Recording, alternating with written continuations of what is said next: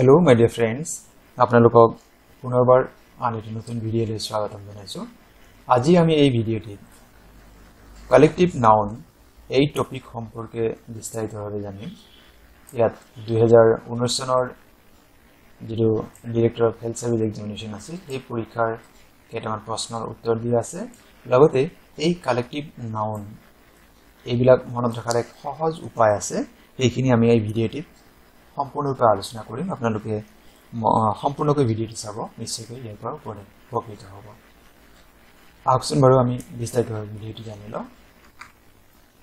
2019 চনৰ পৰীক্ষাত আমাক এটা প্ৰশ্ন দিয়া আছিল, what is the collective noun of sheep. যদি আমাক শিপ থাকে তেতিয়া আমি কি ইয়াতে লিখিম কালেক্টিভ নাউনটো, আৰু ইয়াতো 2019 দিয়ে আছে। শিপ যেটো কি হয়, এনিমেল হয়, আৰু ইয়াত আমৰা কি লিখো তৃণভোজী যেটো হাৰ্বিভোৰাস হয়, আমি ইয়াতে কি লিখো হার্ড লিখো। শিপ অফ কি হয়, herd of ship. Collective noun কি হয়, হার্ড, HERD এটা আমি লিখো। পরবর্তী প্রশ্ন 2019 এর হয়। এটা আছে গ্রুপ অফ বিজ, যদি বি কালেক্টিভ নাউন কি হবো, ইয়াত কি হবো সোয়ার্ম, SWARM আমার এই অপশনটো হবো। এই যে ধৰক মই আপোনাক কৈছো যে বি হলে সোয়ার্ম হবো, শিপ হলে হার্ড হবো, কি হবো সেইখিনি আমি ভিডিঅ'টিৰ শেষত আমি বিস্তাৰিতভাৱে জানিম, আৰু আপোনালোকে নিশ্চয়কৈ ইয়াৰ পৰা যথেষ্ট উপকৃত হ'ব।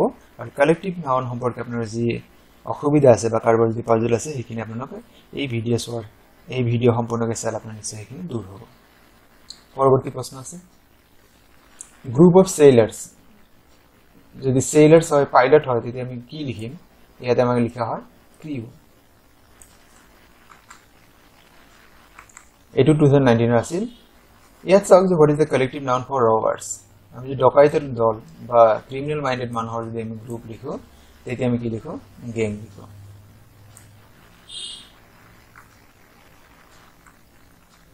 ইয়াত চাই লওক যে আমি যদি মানুহ সম্পৰ্কে যিখিনি কালেক্টিভ নাউন আছে আমি কি বলো, কালেক্টিভ নাউন অফ প্লেয়ার্স। যদি প্লেয়ার হয় তেতিয়া আমি কি কওঁ, টিম, যেনেকৈ cricket team, football team, volleyball team. Musician যদি হয়, আপনি চাব যে ইয়াত আমি কালেক্টিভ মানুহ সম্পৰ্কে যিবিলাক কালেক্টিভ হয় এইখিনি ইয়াত আলোচনা কৰা হৈছে। মিউজিশিয়ান যদি হয় তেতিয়া আমি কি লিখো, ব্যান্ড। ডিরেক্টর্স, এটা কি হয়, বোর্ড অফ ডিরেক্টর্স। সেইলার্স বা পাইলট যদি হয় তাহলে আমি কি লিখো, ক্রিউ।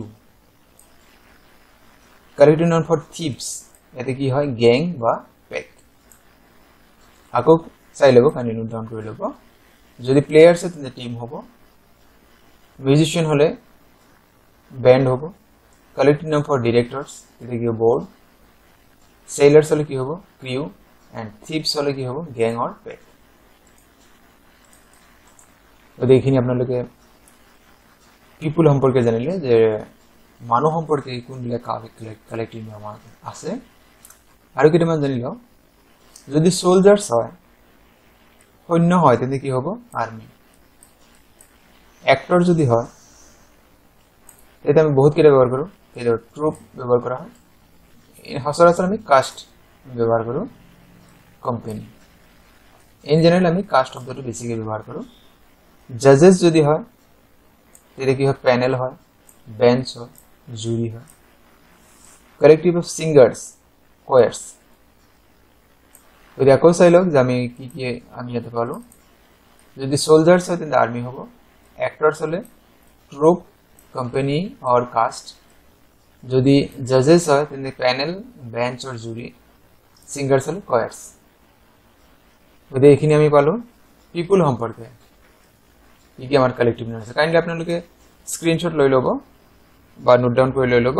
আপোনালোকে নিশ্চয় কালেক্টিভ নাউনৰ পৰা যিকেইটা প্ৰশ্ন আহিব 100% আপোনালোকে শুদ্ধ উত্তৰ কৰিব পাৰিব, কোনো ধৰণৰ অসুবিধা নাই। একেবাৰে দেখা মাত্ৰে আপোনালোকে শুদ্ধ উত্তৰ লিখিব পাৰিব।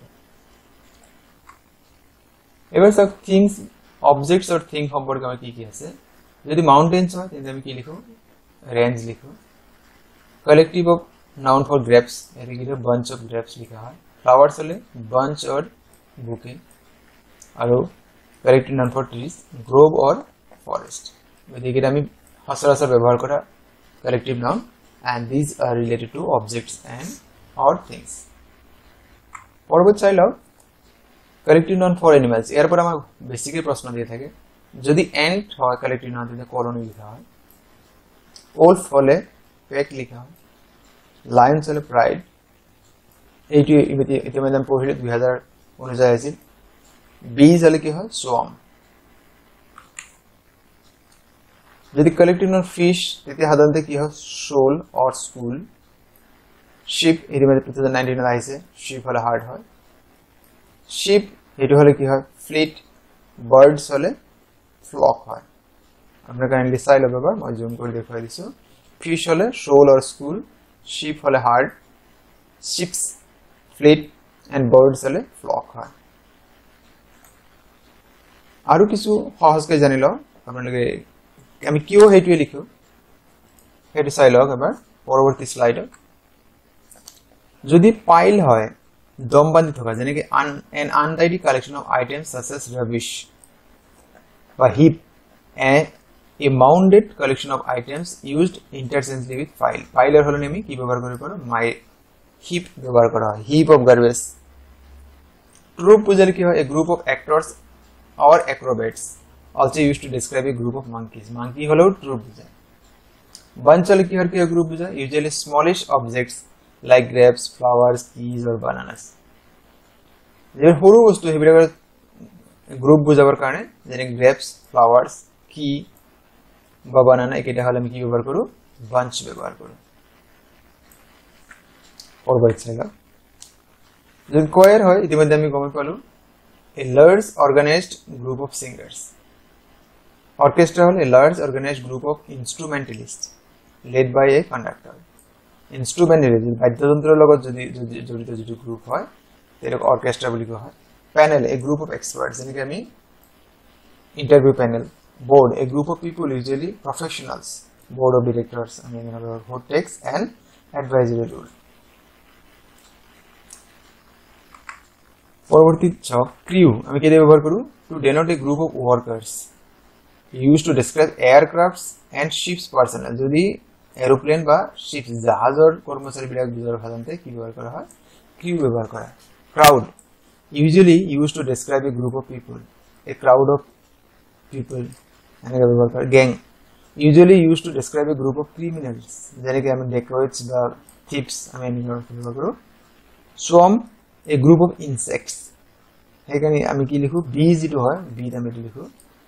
shoal a group of fish মাছৰ গ্রুপটো বুঝার জন্য কি করা হয় shoal ব্যবহার করা বা স্কুল ব্যবহার করা হয়। পরবর্তী hard A group of herbivorous যেখানে তৃণভোজী জন্তু আছে তৃণভোজী প্রাণী আছে তার বুঝাবার কারণে কি ব্যবহার করে হার্ড। এখানে herd of cattles, herd of sheeps পহিলে। প্যাক প্যাক মানে a group of canine animals such as wolves ভালুক আৰু ডগ এবিলাকৰ গ্ৰুপক কি কৰে প্যাক।